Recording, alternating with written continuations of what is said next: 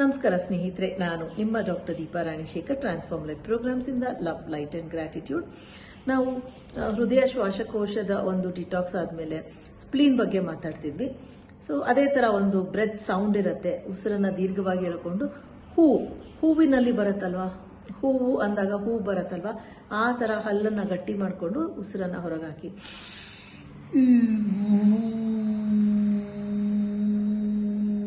ಇದನ್ನ 10ರಿಂದ 12 ಬಾರಿ ಮಾಡಿ. ನಿಮಗೆ ಡಿಫ್ರೆನ್ಸ್ ಕಾಣುತ್ತೆ.